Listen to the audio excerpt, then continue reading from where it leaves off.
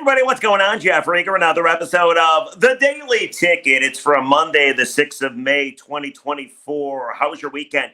It was a very eventful weekend. Yesterday, of course, Cinco de Mayo. Did you party? Did you enjoy yourself? The day before, Saturday, May the 4th be with you. If you're into Star Wars or anything like that, there was also a Kentucky Derby photo finish. I know nothing about horse racing. And then, of course, what I'm interested in is how about Game 7, people? Oh, my God. You know what? I am a jaded guy. I really am. Doing this job for such a long time, sometimes you lose just a little bit of fandom. It's true. You don't want to admit it, but it's true. Sometimes you react to how teams treat you, how people treat you. Sometimes you root for radio, so you root for what would make the best storyline instead of what would be best for the town or for you as a fan. Like, these are the things that you go through in sports radio. So I think it's only normal when you do this for as long as I've done it. Yeah, you lose a little bit of the fandom. But I am such a huge sports fan. I'm such a huge sports fan. But yes, I've gotten really cynical about the Lions, the Tigers, the Pistons, the Red Wings. Way more cynical and jaded than I ever wanted, but here we are. But there are a couple of things that I've always held on to. One is Michigan basketball. For some reason or another, I am the biggest Michigan basketball fan ever. And that's why I love that they have Dusty May, and I love that he hit the portal, and I love that Joe Lunardi, of all people, thinks they're going to make the tournament next year. That really excites me. But the other thing I've held on to is my hate watching. I've hate watched the Chicago Blackhawks. I hated that their fans got a Stanley Cup, in fact, multiple Stanley Cups.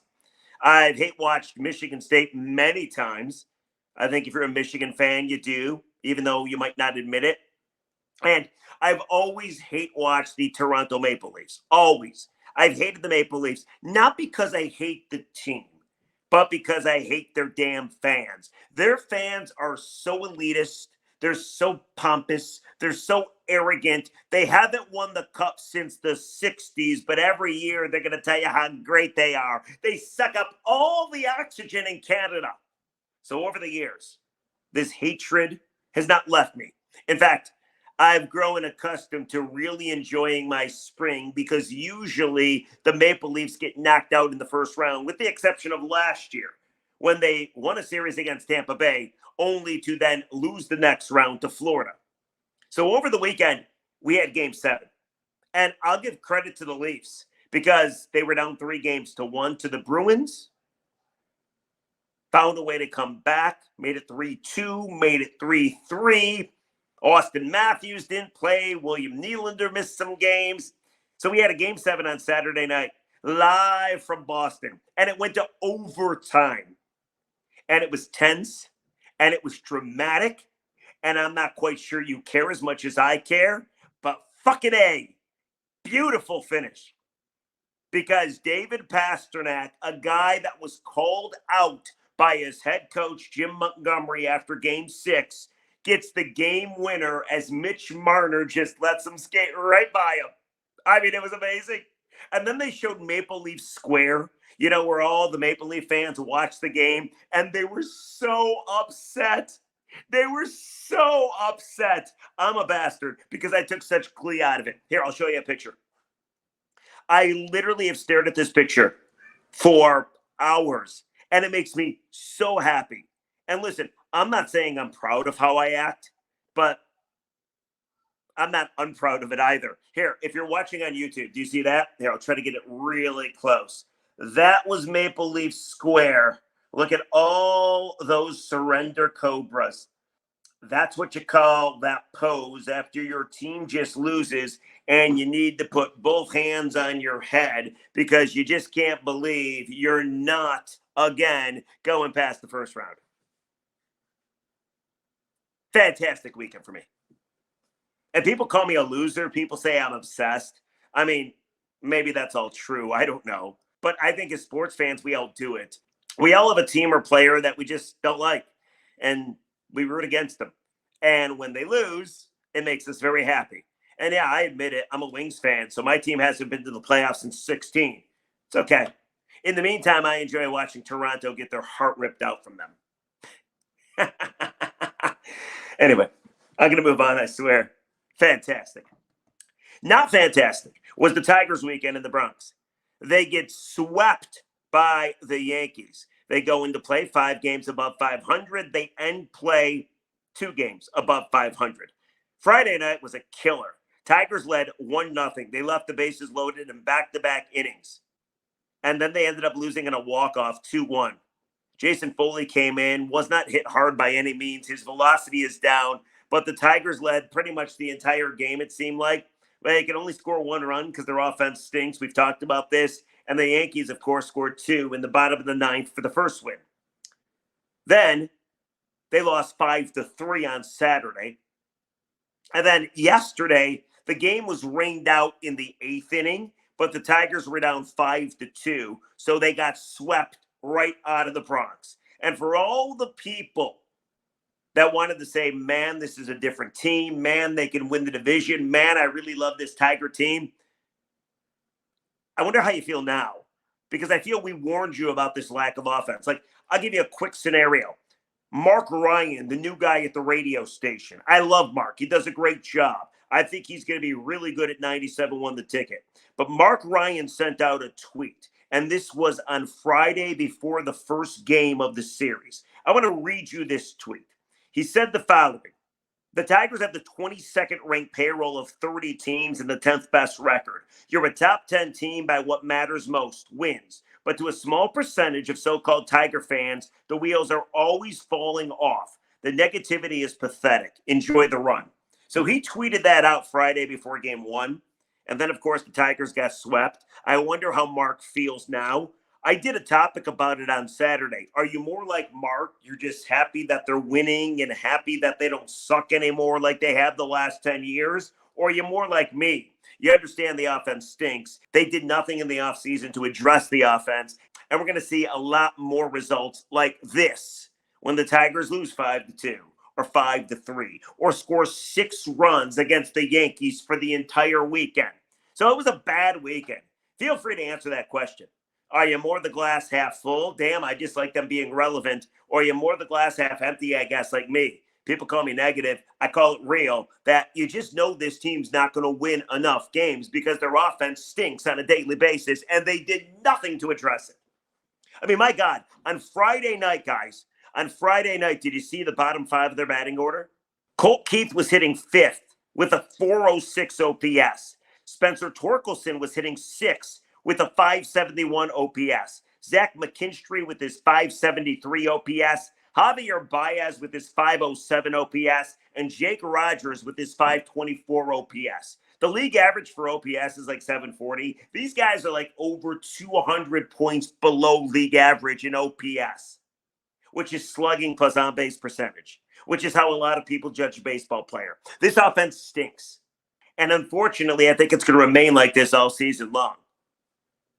It's unfortunate because we bitched and we moaned and we whined that the Tigers needed to do something in the offseason, but they decided not to. But one of the guys specifically that is being called out is Spencer Torkelson. Tork is really going through it. Now, yesterday, he had 2 doubles. He went 2 for 3, RBI double, and then he had a double with nobody on. So he had 2 doubles. So maybe he's coming around. That was good to see. But I find it interesting what's going on with Tork because I think a lot of the fans are turning on him. And that's okay.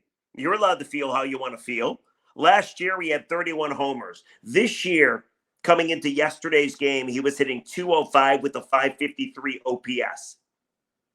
122 at-bats. He doesn't have a single home run. He's hit the wall 1 time in Minnesota. Last year, in the first month, he had 2 home runs. He doesn't have a single home run. He looks like he's pressing at the plate. He looks like the negativity and the stress are getting to him. And even AJ Hinch, the manager, has changed with how he's dealing with him. I think this is super interesting.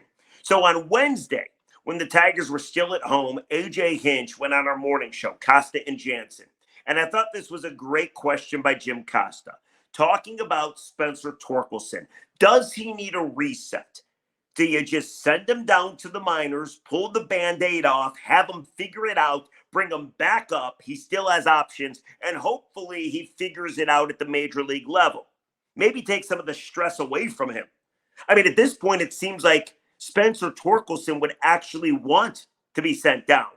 I'm sure it might be a big sense of relief. Like, you don't want to be sent down. You're a competitor. But when you're struggling as much as he has, when it all seems to be getting to you, when the body language doesn't look all that great. I was watching on Saturday, every time Tork was going back to the dugout, people stayed away from him. Not because they don't like him, but because they don't know what to say to him. So back on Wednesday, Jim Costa asked AJ Hinch, would you consider sending him down to the minors for a reset? Take a listen to this cut. Well, we've talked about it on the show. I mean, does he need a reset? I mean, is it ridiculous to suggest a send down just to build some confidence back up, because it isn't just a couple weeks now, right, where he has been struggling? Yeah, so I'm not sure that coming into the manager's office and getting sent down builds confidence. I mean, I think that's actually quite a blow to a player, and we've done that before with him a couple of years ago.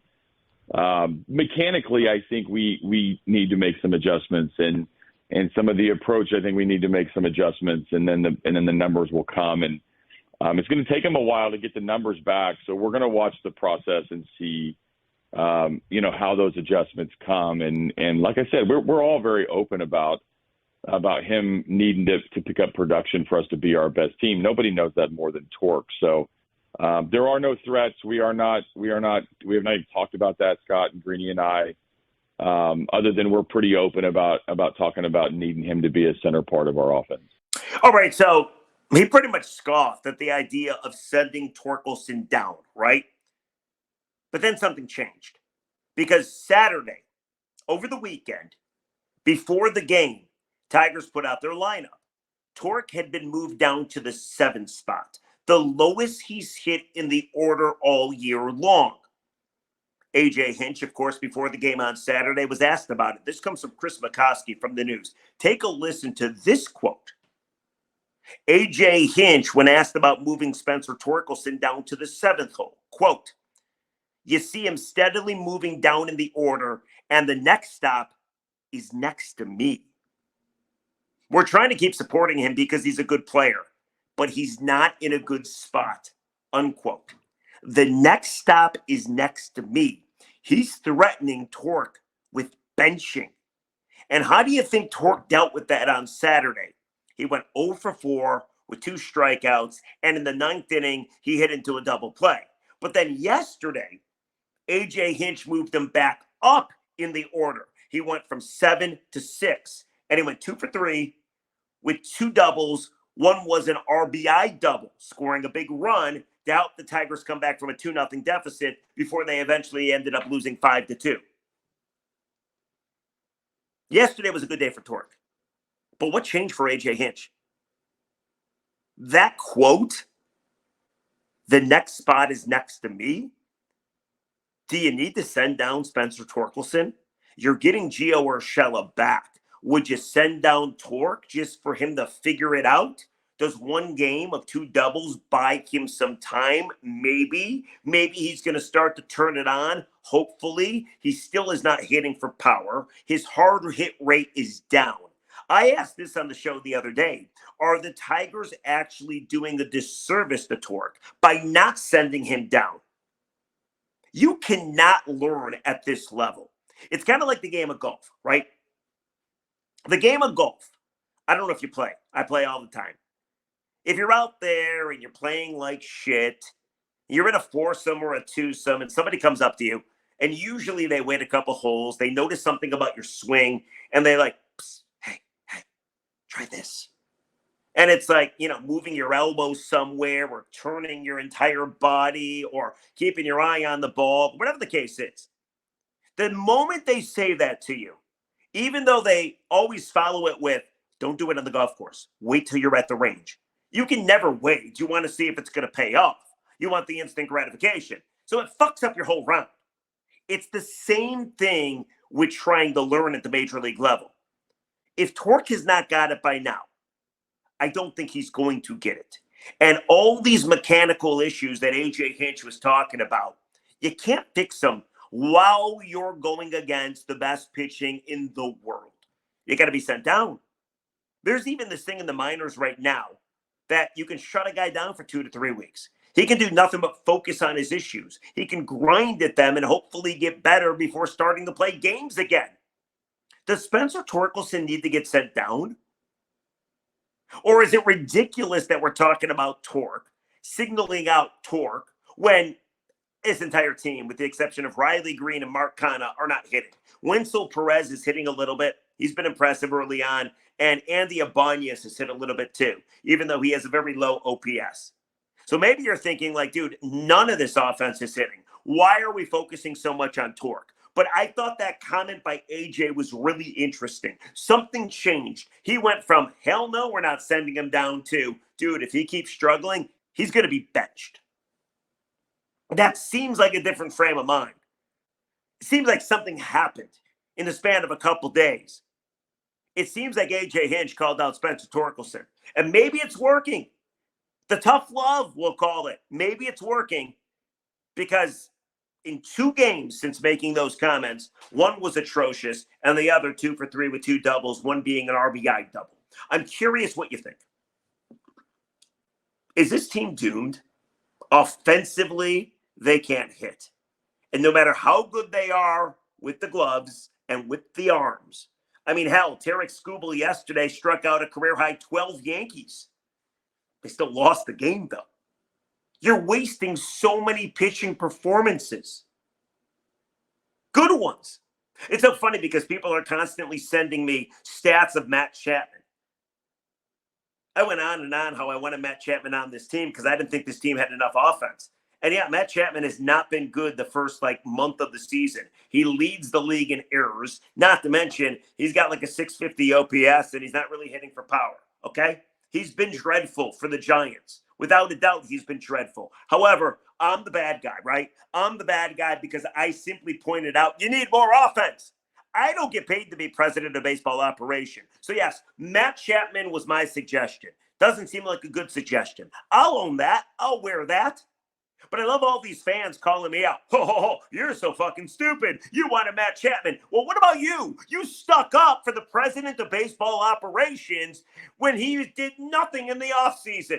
So you're good with having 0 offense, but you want to come at me because I wanted potentially a guy that could fix that offense? Like, that seems pretty stupid, doesn't it? But here you are coming at me, which I'm totally fine with. I admit, Matt Chapman through a month has been a disaster. But you know what? Your offense has been a disaster, but you refuse to acknowledge that. Had to get that off my chest. Anyway, how do you feel? Should you send down Tork? Are you asking yourself, why are we focusing on Tork when the entire offense is not hitting? And is this team sunk? Go back to what I talked about very early in the podcast, the Mark Ryan tweet. Are you more like him where you're like, dude, I'm just happy they're above 500 and relevant to playing decent games and playing pseudo big games? Or are you like me where you're like, dude, this sucks because they get good pitching outings and they're being wasted because they can't hit a lick? Like Friday night, Reese Olson went out there and was dominant against the Yankees. Only lasted 5 innings, but didn't give up a run. They made him work, but still didn't give up a run. He ends up not coming away with the decision, and they end up losing the game because they can't hit and got a single walk from Colt Keith with the bases loaded. That was it. So how do you feel? Let me know in the comments section, and I'll read them all. Speaking of the comments, let's bypass the comments for today. We'll get to them tomorrow. I've talked way too long. But what do you think about Spencer Torkelson? Here's the other thing very quickly. Like, Javier Baez is such a mess. He got benched yesterday again. Javier Baez has gotten to the point where people don't even talk about how bad he is anymore. They just, are okay with it. He's like, all right, Baez stinks. What are you going to do? Isn't that crazy? Dude makes over $20 million a season. Highest paid player. And nobody even says anything anymore. You just know he's no good. What a disaster. Hit me up in the comment section. Let me know how you're feeling. Catch you tomorrow on the Daily Ticket on a Tuesday. Bye, everybody.